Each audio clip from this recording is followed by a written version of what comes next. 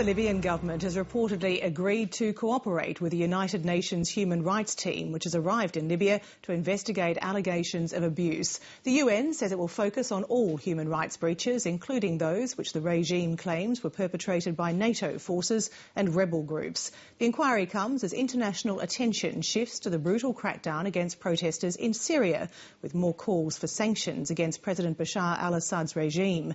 Middle East correspondent Anne Barker reports.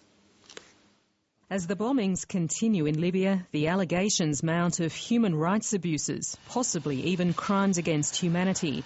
Libya's Deputy Foreign Minister has accused rebels in the city of Misrata of attacking Colonel Gaddafi's army after it withdrew from the city. The Libyan army stopped its operation inside the central of Misrata, inside the city centre.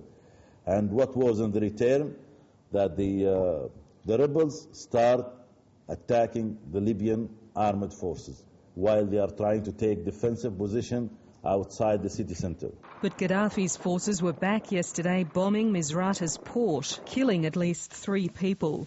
Misrata has been under siege by the Libyan army for 2 months, leaving its people without basic supplies, including fuel, water or power. Human rights groups say more than 1,000 people have been killed in the conflict and many more wounded. Now a UN team is on its way to investigate possible human rights violations.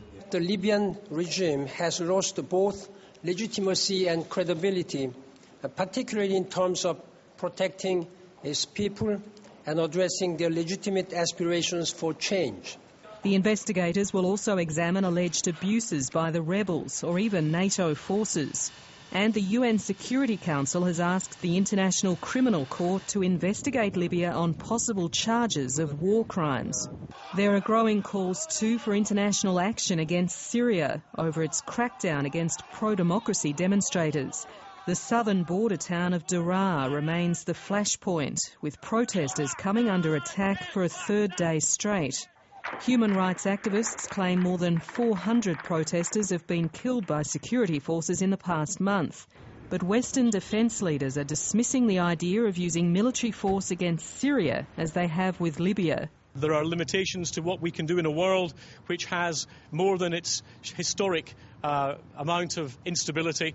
We will do what we can to reinforce the values that our countries share, but we can't do everything all the time, and we have to recognise that there are practical limitations to what our countries can do, no matter how much we would like to do so. The UN Security Council is due to meet in New York later today. Anne Barker, Lateline.